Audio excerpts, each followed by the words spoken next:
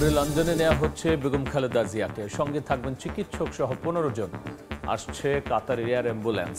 Medical বোর্ডের সিদ্ধান্তে তারেক রহমানের সম্মতি। আরও 36 আসনে বিএনপির প্রার্থী ঘোষণা। আলোচিত ঢাকা 10-এ মনোনয়ন পেলেন শেখ রবিউল, বরিশাল 3-এ জয়নুল। যথাসময়ে তফসিল চায় দলটি, অন্যথায় ভোট পেছানোর শঙ্কা। নব্য কোনো ফ্যাসিস্টকে বরদাস্ত করা হবে না, হুঁশিয়ারি জামায়াতের। ময়মনসিংহে 8 দলের বিভাগীয় সমাবেশ, শরিয়া আইনের পক্ষে ঐক্যবদ্ধ থাকার ঘোষণা। তফসিল ঘোষণার আগে বুধবার রাষ্ট্রপতি সিইসি বৈঠক। নিরপেক্ষ থেকে উদাহরণ সৃষ্টি করতে পুলিশ সুপারদের আহ্বান প্রধান উপদেষ্টার। চ্যালেঞ্জ গ্রহণে প্রস্তুতির নির্দেশ। এবং সীমান্তে আবারও আগ্রাসী বিএসএফ। একদিনে মৌলভীবাজার ও লালমনিরহাটে গুলিতে 2 যুবক নিহত। পতাকা বৈঠকের আহ্বান বিজিবির।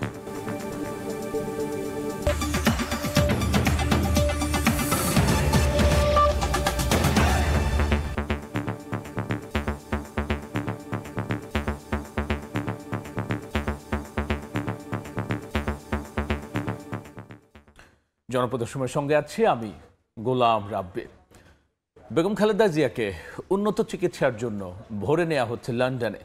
এভারকেয়ার হাসপাতালের সামনে ডাক্তার AZM জাহিদ হোসেন জানিয়েছেন, কাতার এয়ার অ্যাম্বুলেন্সে করে নেওয়া হবে বিএনপি চেয়ারপারসনকে, আর তার সঙ্গে থাকবেন চিকিৎসক সহ 15 জন। এদিকে বিএনপি মহাসচিব মির্জা ফখরুল ইসলাম আলমগীর জানিয়েছেন, বেগম জিয়াকে দেশের বাইরে নেয়ার বিষয়ে সম্মতি দিয়েছেন তারেক রহমান।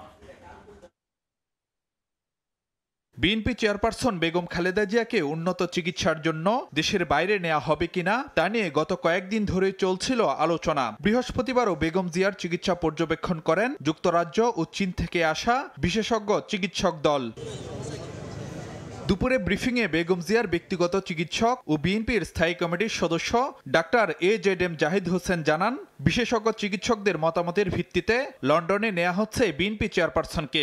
এবারও বেগম জিয়াকে নেওয়া হবে কাতার এয়ার অ্যাম্বুলেন্সে। বেগম জিয়ার সঙ্গে থাকবেন ব্রিটিশ চিকিৎসক রিচার্ড বেলি, পুত্রবধূ সৈয়দা শামিলা রহমান, ব্যক্তিগত চিকিৎসক ডাক্তার AZM জাহিদ হোসেন, বিশেষজ্ঞ চিকিৎসক দলসহ 15 জন। বিশেষজ্ঞ চিকিৎসকদের সমন্বয়ে গঠিত মেডিকেল বোর্ডের সর্বসম্মত সিদ্ধান্ত মোতাবেক যদি সব কিছু ঠিক থাকে, আমরা কাতার রয়্যাল এয়ার অ্যাম্বুলেন্সের মাধ্যমে দেশনেত্রী বেগম খালেদা জিয়াকে আজকে এই মধ্যরাত্রির পরে অথবা আগামীকালকের সকালের ভিতর ইনশাআল্লাহ আমরা ওনাকে ইউকেতে অর্থাৎ লন্ডনে ওনাকে একটা নির্ধারিত হসপিটাল আমরা ঠিক করেছি, সেখানে আমরা ইনশাআল্লাহ ওনাকে নিয়ে যাব।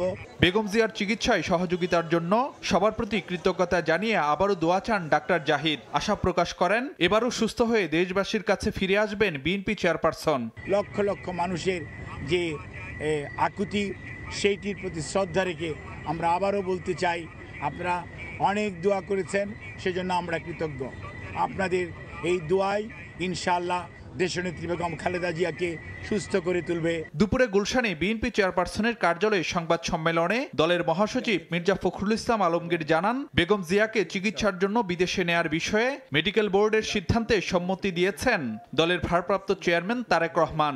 যুক্তরাজ্য থেকে এসেছিলেন ডক্টর রিচার্ড, এবং আপনার চীন থেকে 2টি টিম এসেছিল, তারা এবং আমাদের স্থানীয় ডক্টররা in consultation with UK doctors এবং ইউএসের জন হপকিন্সের হসপিটাল ডাক্তারের সঙ্গে পরামর্শ করে তারা আমাদের দেশনেত্রী বেগম খালেদা জিয়াকে যুক্তরাজ্যের একটি উন্নত হাসপাতালে নেওয়ার সিদ্ধান্ত নিয়েছেন। এতে আমাদের দলের ভারপ্রাপ্ত চেয়ারম্যান জনাব তারেক রহমান সাহেবও স্বীকৃতি জানিয়েছেন। এদিকে বেগম জিয়ার চিকিৎসার খোঁজ নিতে বৃহস্পতিবারও হাসপাতালের সামনে ভিড় করেন অনেকে। এভারকেয়ার হাসপাতাল এলাকার নিরাপত্তায় SSF PGR এর পাশাপাশি মোতায়েন রাখা হয় অন্যান্য আইনশৃঙ্খলা বাহিনীর সদস্যদেরও। গত 23 নভেম্বর থেকে রাজধানীর এভারকেয়ার হাসপাতালে চিকিৎসাধীন বিএনপি চেয়ারপারসন। অবস্থার অবনতি হলে 27 নভেম্বর নেওয়া হয় CCUতে। ফারুক ভিয়া, রবিন, সময় সংবাদ, ঢাকা। ত্রয়োদশ জাতীয় সংসদ নির্বাচনে ফাঁকা রাখা 63টি আসনের মধ্যে 36টি আসনে প্রার্থীর নাম ঘোষণা করেছে বিএনপি। আলোচিত ঢাকা 10 আসনে মনোনয়ন পেয়েছেন শেখ রবিউল, বরিশাল 3-এ অ্যাডভোকেট জয়নুল আবেদিন। গুলশানে সংবাদ সম্মেলনে তালিকা প্রকাশ করেন বিএনপির মহাসচিব। এদিকে বিকেলে প্রধান নির্বাচন কমিশনের সঙ্গে বৈঠক শেষে নজরুল ইসলাম খান বলেছেন, যথাসময়েই জাতীয় নির্বাচনের তফসিল চায় বিএনপি। জাতীয় নির্বাচনকে সামনে রেখে 237টি আসনে গেল 3 নভেম্বর প্রাথমিক তালিকা ঘোষণা করে বিএনপি। 63টি আসন ফাঁকা রাখার পেছনের কারণ নিয়ে রাজনৈতিক পরিমণ্ডলে চলে নানা আলোচনা। এর মধ্যেই বৃহস্পতিবার বিকালে গুলশানে বিএনপি চেয়ারপারসনের কার্যালয়ে আরও 36টি আসনের প্রার্থী ঘোষণা করেন দলটির মহাসচিব মির্জা ফখরুল ইসলাম আলমগীর। 36টি আসনে আমরা আপনার নাম ঘোষণা করছি এবং আরও অনেকগুলো থেকে যাচ্ছে বোধহয়। সেগুলো হচ্ছে আপনার আমাদের অ্যালায়েন্সের সঙ্গে যারা আছেন তাদেরগুলো, এবং আমাদের 2-1টা আপনার ডিসিশন হবে, সেগুলো আমরা আরও পরে ঘোষণা করব। ঢাকা 7, 9, 10, 18-র মতো গুরুত্বপূর্ণ আসনে প্রার্থীদের নাম ঘোষণা করেন বিএনপি মহাসচিব। আলোচিত ঢাকা 10 আসনে মনোনয়ন পেয়েছেন শেখ রবিউল আলম। বরিশাল 3-এ অ্যাডভোকেট জয়নুল আবেদিন, টাঙ্গাইল 5 আসনে সুলতান সালাউদ্দিন টুকুর নাম ঘোষণা করা হয়। এছাড়াও হবিগঞ্জ 1 আসনে রেজা কিবরিয়া এবং মাদারীপুর 1 আসনে আগের প্রার্থীর পরিবর্তন এনেছে বিএনপি।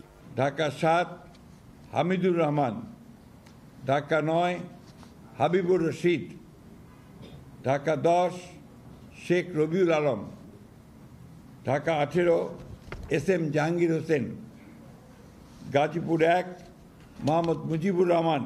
এদিন বিকেলে রাজধানীর আগারগাঁওয়ে প্রধান নির্বাচন কমিশনার AMM নাসিরউদ্দিনের সঙ্গে বৈঠক শেষে বিএনপির স্থায়ী কমিটির সদস্য নজরুল ইসলাম খান বলেন, যথাসময়ে জাতীয় নির্বাচনের তফসিল চায় বিএনপি। আমরা যথাসময়ে নির্বাচন হোক, যেটা ঘোষণা হয়েছে সেই অনুযায়ী, এবং সে কারণে যখন তফসিল ঘোষণা করার কথা, এটা যদি বিলম্বিত করার কথা বলি তাহলে তো নির্বাচন বিলম্বিত করার কথা বলা হবে। আমরা এটা ওইভাবে বলার কোনো সিদ্ধান্ত আমাদের দলের নেই। অনিবার্য কারণ ছাড়া ভোট প্রক্রিয়া থেকে বিএনপি সরে আসতে চায় না বলেও জানান দলের এই শীর্ষ নেতা। শাবাব ওয়াসি, সময় সংবাদ, ঢাকা। নব্য কোনো ফ্যাসিস্টকে বরদাস্ত করা হবে না বলে হুঁশিয়ারি উচ্চারণ করেছেন জামায়াতের নেতারা। 8 দলের সমাবেশে বক্তারা শরিয়া আইনের পক্ষে ঐক্যবদ্ধ থাকার ঘোষণা দিয়েছেন। দুপুরে ময়মনসিংহ নগরীর সার্কিট হাউস মাঠে সমমনা 8 দলের বিভাগীয় সমাবেশ হয়। এতে প্রধান অতিথি ছিলেন জামায়াতে ইসলামীর নায়েবে আমির অধ্যাপক মুজিবুর রহমান। এ সময় তিনি বলেছেন, আবু সাইদ মুগ্ধরা জীবন দিয়ে যে দ্বিতীয় স্বাধীনতা এনেছে তা ব্যর্থ হতে দেয়া যাবে না।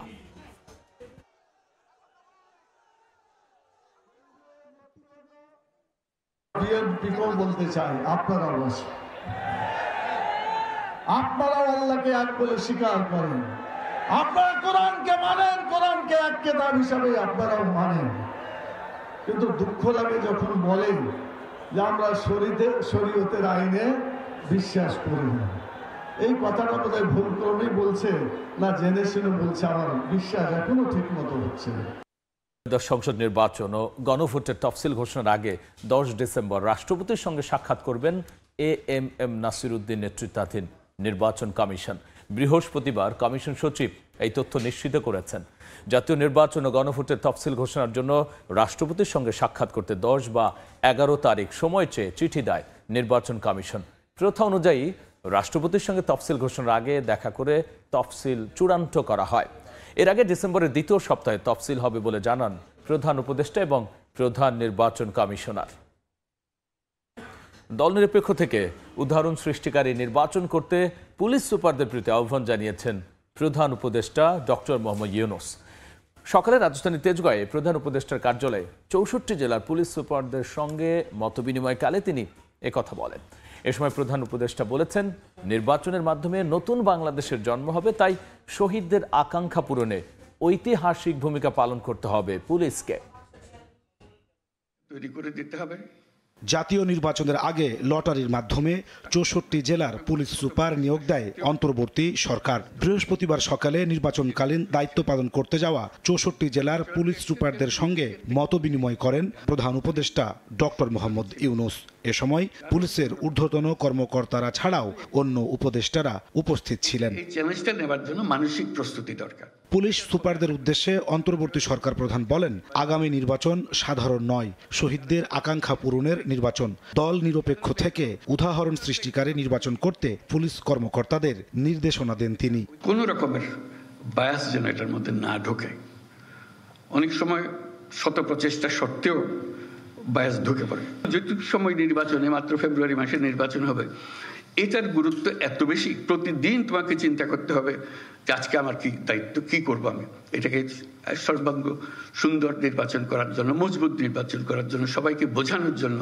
প্রধান উপদেষ্টা বলেন, আগামী নির্বাচনের মাধ্যমে নতুন বাংলাদেশের জন্ম হবে। তাই পুলিশকে ঐতিহাসিক ভূমিকা পালনে চ্যালেঞ্জ গ্রহণের জন্য মানসিকভাবে প্রস্তুতি নেওয়ার আহ্বান জানান তিনি। সবাই একমত হবে যে আমরা একটা নতুন বাংলাদেশ গড়ার জন্য আমরা আজকে তার জন্ম দেওয়ার মুহূর্তে এসেছি, সেই জন্মটা লাভ করবে। আগে একটা স্বপ্ন দেখেছিল গণঅভ্যুত্থানের মাধ্যমে, আজকে বাস্তবের পথের মধ্যে আমরা তাকে উঠিয়ে দিচ্ছি। সেই নির্বাচনের মাধ্যমে আমরা যেন অগ্রসর হতে পারি। দায়িত্ব পালনকালে পুলিশ কর্মকর্তাদের শহীদ আনাসের আত্মত্যাগের কথা স্মরণ রাখার পরামর্শ দেন প্রধান উপদেষ্টা। সে আনাজের বক্তব্য আমাদের কর্তব্য ঠিক করে দিয়ে গেছে। নাজমুস সালেহী, সময় সংবাদ, ঢাকা। বিএসএফের গুলিতে আবারও সীমান্তে প্রাণ গেল বাংলাদেশের। বৃহস্পতিবার মৌলভীবাজার ও লালমনিরহাটে বিএসএফের গুলিতে প্রাণ গেল 2 যুবকের। আবারও বিএসএফের গুলিতে একই দিনে প্রাণ গেল 2 বাংলাদেশি যুবকের।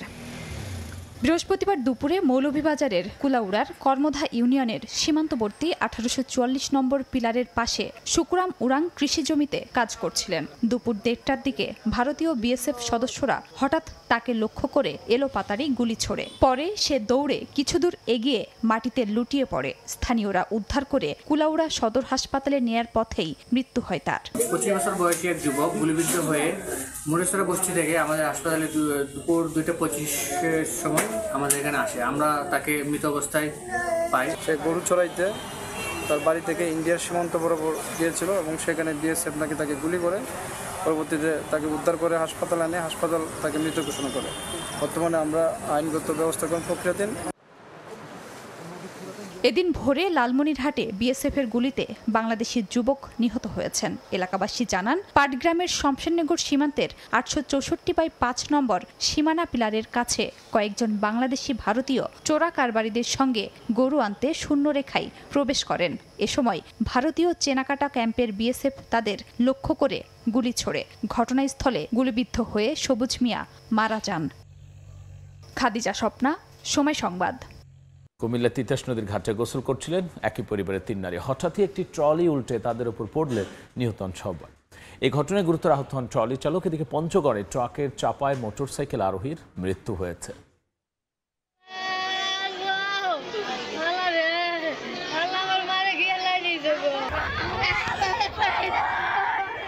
দুই ভাইয়ের 2 স্ত্রী রুজিনা ও শামসুন নাহার তাদের ভাগ্নে বউকে সঙ্গে নিয়ে বাড়ির পাশের তিতাস নদীতে গিয়েছিলেন গোসল করতে, আর ফিরলেন লাশ হয়ে। কুমিল্লার তিতাস উপজেলার করিকান্দি রাজাপুর সড়কে বৃহস্পতিবার দুপুরে বালু ভর্তি একটি ট্রলি নিয়ন্ত্রণ হারিয়ে তিতাস নদীতে পড়ে যায়। মুহূর্তেই ট্রলির নিচে চাপা পড়ে ঘটনাস্থলে মৃত্যু হয় নদীতে গোসলে থাকা ওই 3 নারীর। এ সময় গুরুতর আহত হন ট্রলি চালক। খবর পেয়ে পুলিশ ঘটনাস্থলে পৌঁছে ট্রলিটি উদ্ধার করে মরদেহগুলো পরিবারের কাছে হস্তান্তর করে। ট্রলি চালক গুরুতর আহত হয়, তাকে উদ্ধার করে হাসপাতালে পাঠানো হয়। 5 মিনিট আগে ফোন দিছিলাম, কথা বলছি, কথা পরে বলতেছে আমি ফোলাগো কাপড় সাপড় ধুইতাম যাই। এমনি ধুইতে গেছে, এমনি 5 মিনিট পরে ফোন উনি আমার স্ত্রী টারাকের তলে ফইরা মারা গেছে। গাড়ি অ্যাক্সিডেন্ট হয়ে লোক গাড়ির তলে পড়ছে, এরপরে 20-50 জন এরপর আটকিটা বার করছে, 3 জন তাগত পারে। এদিন সকালে পঞ্চগড়ে ট্রাক চাপায় পিষ্ট হয়ে মোটরসাইকেল আরোহীর মৃত্যু হয়। খবর পেয়ে পুলিশ মরদেহ উদ্ধার করে। এ সময় ট্রাকটি জব্দ করে হেলপারকে আটক করা হয়। চন্দ্র বিশ্বাস, ববি, সময় সংবাদ। দেখছেন জনপদের সময়। যশোরের 10টি স্বর্ণের বার সহ 2 যুবককে আটক করা হয়েছে। উদ্ধারকৃত স্বর্ণের বাজার মূল্য 2,11,19,244 টাকা। বিজিবি জানায়, চৌগাছা সীমান্ত দিয়ে স্বর্ণ চোরাচালান হচ্ছে এমন খবরে ভোরে সদর উপজেলার মুরাদগড় বাস স্ট্যান্ডে অবস্থান নেয় বিজিবির একটি টিম। এ সময় ঢাকা থেকে ছেড়ে আসা একটি বাসের গতিরোধ করে তল্লাশি চালানো হয়। সন্দেহভাজন 2 জনকে আটক করে তল্লাশি করা হলে তাদের প্যান্টের পকেটে বিশেষ কায়দায় লুকানো 10টি স্বর্ণের বার উদ্ধার করা হয়। দেখছেন জনপদের সময়।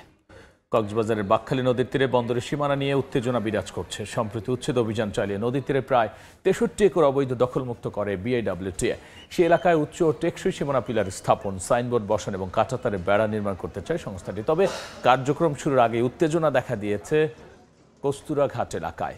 জমির মালিক দাবি করা বাসিন্দারা সড়ক অবরোধ, টায়ার জ্বালিয়ে আগুন, এমনকি গাছ ফেলে করেছেন বিক্ষোভ।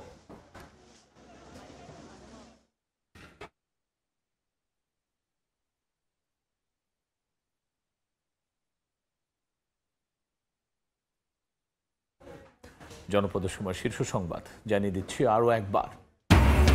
ভোরে লন্ডনে নেওয়া হচ্ছে বেগম খালেদা জিয়াকে, সঙ্গে থাকবেন চিকিৎসক সহ 15 জন। আসছে কাতারের এয়ার অ্যাম্বুলেন্স। মেডিকেল বোর্ডের সিদ্ধান্তে তারেক রহমানের সম্মতি।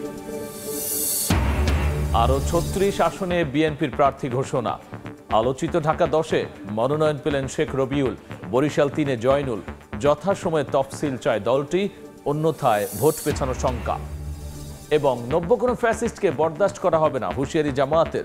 ময়মনসিংহে 8 দলের বিভাগীয় সমাবেশ, শরিয়া আইনের পক্ষে ঐক্যবদ্ধ থাকার ঘোষণা।